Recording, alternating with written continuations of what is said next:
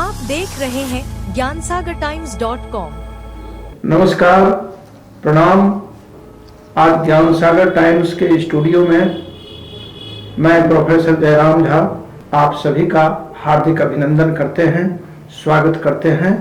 और बड़े ही सौभाग्य की बात है कि हमारे बीच एक महान संत, योगी, तपस्वी, जिनका संपूर्ण जीवन हमारे समाज और देश और मानवता की सेवा के लिए बना हुआ है, आज उनके साथ हम लोग रूबरू होंगे और उनसे जानने का प्रयास करेंगे कि आखिर हम लोगों के जीवन का उद्देश्य क्या है और कैसे हम लोगों को समाज, देश और राष्ट्र के प्रति और धर्म के प्रति समर्पित होना चाहिए।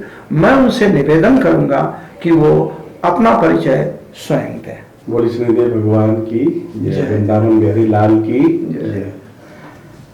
मैं स्वामी विजयानंद सरस्वती मथुरा से, अपना स्थान श्री सिद्ध शनि मंदिर जो भरतपुर रोड मार्ग पर पड़ता है और जगह का नाम है मोड़ेसी, वहाँ से हम लोग बिलोंग करते हैं। और हमारे यहाँ पर भगवान शनिदेव की शिला विराजमान है जिसकी हम उपासना करते हैं। और भगवान शनिदेव आज के समय में न्याय प्रिय देव है, लोग उनसे बहुत डरते हैं, लेकिन हम उनके लिए समर्पित होकर के हमेशा उनके लिए नतमस्तक रहते हैं, क्योंकि शनि शत्रु नहीं, शनि मित्र है। तो शनि की हम लोग आराधना करते हैं। और रही देश की युवाओं की बात, कि आज का युवा धर्म से बहुत जुड़ रहा है। पहले की तुलना में अगर हम कोरोना के बाद अगर कार्यकाल में जाएं तो कोरोना काल के बाद में युवा धर्म के प्रति ज्यादा जागरूक हुआ है, क्योंकि कोरोना काल में हम सबने देखा कि हमको घरों में बंद कर दिया, बाहर जागने की आवश्यकता ही नहीं पड़ी, लेकिन घरों में 2-3 दिन में हम सब लोग कैद रहे। यानी लोगों को लगा कि हम अपने साथ कुछ नहीं जाएगा, तो इसलिए लोग धर्म के प्रति ज्यादा आकर्षित हुए कि हमें धर्म के प्रति ज्यादा रुझान देना है।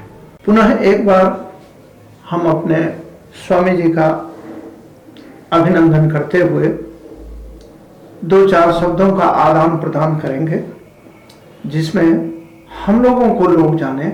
और हमारा उद्देश्य ये होगा कि अपने तरफ से कुछ ऐसे संदेश दें जिससे कि युवा वर्ग के साथ साथ सभी वर्गों को इसका जो है एक अलग अनुभव हो और वो अपने जीवन के दिनचर्या से कुछ समय निकाल के अपने इस धार्मिक कार्य में, आध्यात्म चिंतन में या कुछ इस तरह के कार्यक्रम में भाग लें।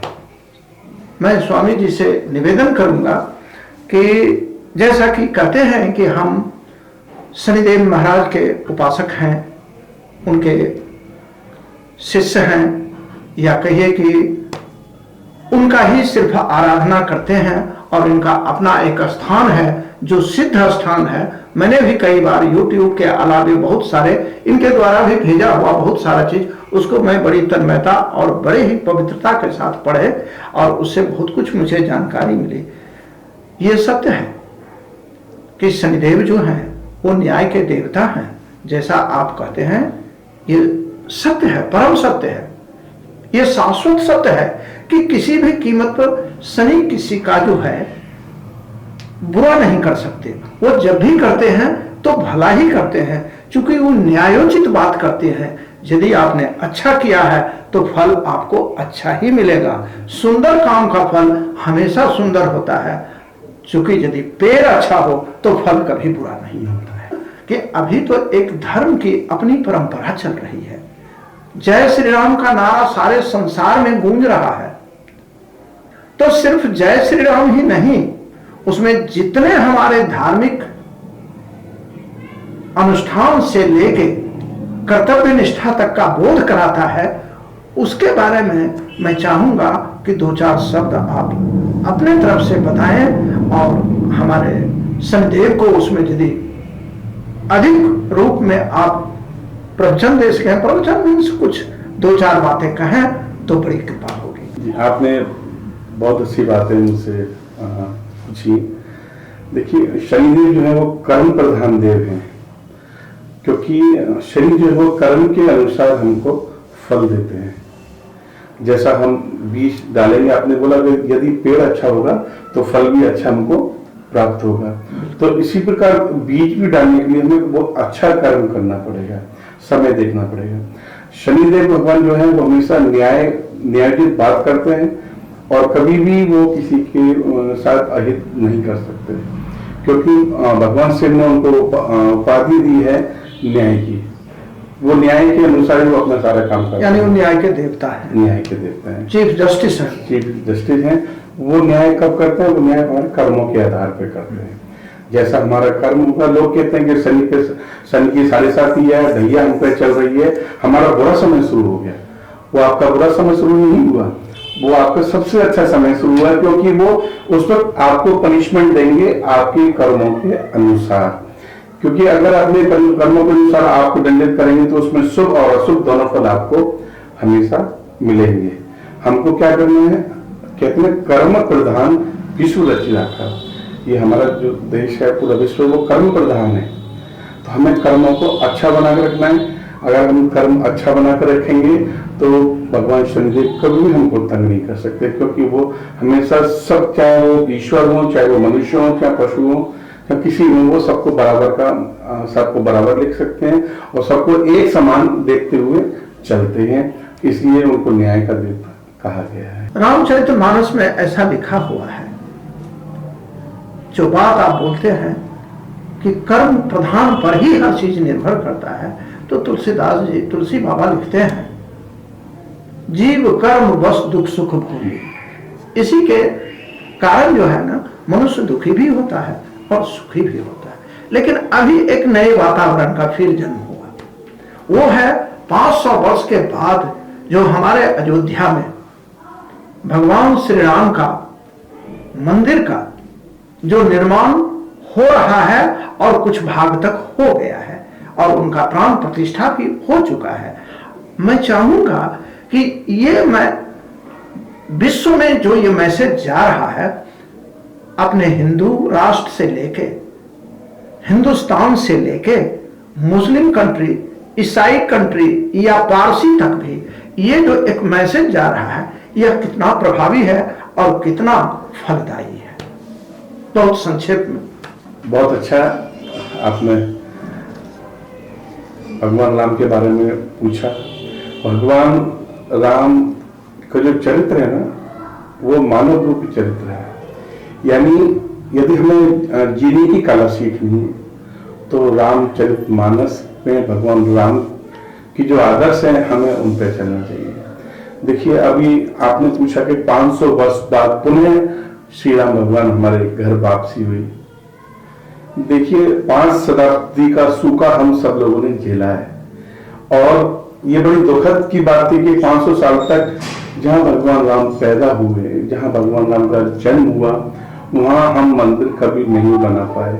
ये हमारा दुर्भाग्य है कि हम हिंदुस्तान में रहकर के और भारत के वासी होकर के और भगवान राम के अस्तित्व को लाने के लिए हमें 500 साल लग गए कि भगवान राम का जन्म वहीं पर हुआ है। और ये पल जो 22 जनवरी का था, ये सबसे सौभाग्य का पल था हर व्यक्ति के लिए। भारत ने, अभी तो पूरे विश्व के लिए, पूरे विश्व में बहुत सुंदर संदेश गया भगवान राम के लिए, क्योंकि जो वहां पर सभी लोग साधु संत थे, जो भी पर गेस्ट बने हुए थे, सब लोगों ने प्रत्यक्ष रूप से उसको देखा और उसके साक्षी बने, क्योंकि भगवान राम की 500 वर्ष बाद फिर वापसी हुई है। और जैसे ही भगवान राम की वापसी हुई, ऐसी एक भगवान राम की लहर हमारे देश में नहीं, अभी पूरे विश्व में इसकी लहर चली। आप विश्व का किसी भी कोना उठा के देख लीजिए, हर जगह से भगवान राम के जो गुणगान हुआ वो पूरे विश्व में हुआ और विश्व का पूरा विश्व साक्षी बना। आज हम खुश हैं कि हमारे सामने इस अवस्था में भगवान राम पुनः अयोध्या में वापिस आए, हम सब लोग इसके साक्षी बने। ये हमारे लिए सबसे बड़ा गौरव की बात है। और भगवान मंदिर बनने के साथ साथ भगवान के हमें चरित्रों के साथ उनके आदर्श पर हमें चलना चाहिए। युवाओं को सीख लेनी चाहिए कि भाइयों में आपस में कैसा प्रेम था। यानी भगवान राम वनवास के, भरत घर पर नहीं थे, अपने राजमहल में नहीं थे, अपने ननिहाल में थे। वहां से लौट कर आने के बाद भी उन्होंने माँ को डांटा और उसके बाद भी भगवान राम से मिलने के लिए वो वन में गए और वहां से चरणों पादुका ला करके उन्होंने उसको सिंहासन पर स्थापित किया। फिर 14 साल अपने भाई का इंतजार किया। यदि भाइयों का प्रेम देखना हो, स्नेह देखना हो, तो हमें रामचरितमानस का अध्ययन करना चाहिए, उनके आदर्शों पर हमें चलना चाहिए। यदि जीवन जीने की कला सीखनी है तो हमें रामचरितमानस का अध्ययन करना चाहिए, जिससे हमें जीवन जीने की कला मिलती है, जिसे हम इंग्लिश में बोलते हैं आर्ट ऑफ लिविंग। तो यदि हमें भाइयों में प्रेम आपस में कैसा होना चाहिए, परिवार में कैसा चलना चाहिए, वो हमें रामचरितमानस से, भगवान राम से सीख लेनी चाहिए। आपका बहुत बहुत धन्यवाद आपके सार गर्भित शास्त्र के उपदेश के लिए। क्योंकि जब भगवान राम का बात आता है तो वाल्मीकि रामायण में भी लिखा हुआ है, राम रामायण थे रामायण। राम तो सभी जगह है, तो सर्वव्यापी है, उनको देखना नहीं है, रियलाइज करना है। और अब मैं आपसे एक निवेदन करना चाहूंगा कि भगवान राम का जो भ्रातृ प्रेम के बारे में आपने कहा कि भ्रातृ प्रेम को यदि देखना है तो आप रामचरितमानस का अध्ययन कीजिए। आज आप भगवान राम का वह रूप का 2-4 शब्द बताइए जहां से उन्होंने सीता स्वयंवर से माता सीता को लाए और फिर उनके साथ जो उनका चला जीवन का, इसलिए उनका नाम है रामचरितमानस, राम के चरित्र का। तो राम के चरित्र के साथ साथ माता सीता जी का भी चरित्र का भी वर्णन 2-4 शब्दों में करें तो बड़ी कृपा होगी। बहुत अच्छा आपने पूछा सीता मैया के लिए। और भाइयों में कैसा प्रेम होना चाहिए वो हमें रामचरितमानस से सीखना चाहिए। देखिए, यदि सीता मैया के बारे में आप जानना चाहते हैं तो वो मिथिला की बेटी है और मिथिला हमारे नेपाल में है। जनक जी की पुत्री, जनक जी की पुत्री है। तो सीता मैया का जो स्वरूप है वो श्री का स्वरूप है।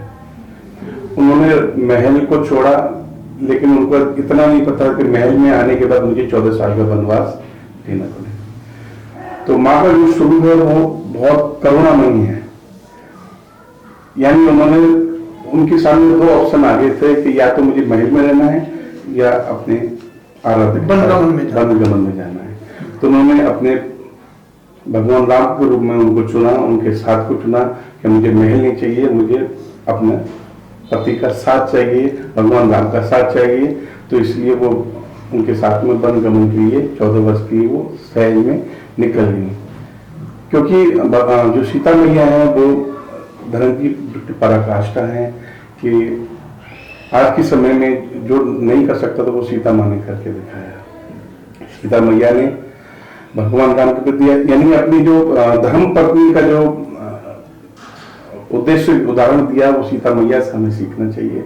उन्होंने राजमहल, राजपाट सब छोड़ करके अपनी भगवान राम की साथ संपूर्ण विश्व नारी जगत को एक आदर्श के रूप में है, अपनी पति की सेवा के रूप में वो वनगमन चली गई 14 वर्ष के लिए। चाहती तो वो रुक सकती थी लेकिन नहीं रुकी, क्योंकि आज भी लोगों को उनसे सीखना चाहिए। जो घर में, परिवार में जो माताएं बहनें रहती हैं उनको जरूर सीखना चाहिए कि हमें सीता माता के आदर्शों पे चलना है। क्योंकि जिस प्रकार से उन्होंने अपने भगवान राम की सेवा की, भगवान राम की दासी बन के रही, मतलब दासी का मतलब ये नहीं कि वो दासी है, लेकिन वो धर्मपत्नी है कि धर्मपत्नी के रूप में उन्होंने उनकी अपने तन मन से सेवा की। और जहाँ कुछ भी खाने को मिला, चाहे कंदमूल हुए, फल हुए, जो भी मिला उसको सहज में स्वीकार किया। अगर जमीन में सोने को मिला तो जमीन में सोए। यदि आपको कुछ सीखना है तो सीता मैया से आप उनके आदर्शों पर चलिए और उनसे बहुत कुछ सीखने को हमें मिलेगा। आप देख रहे हैं ज्ञानसागरटाइम्स.com।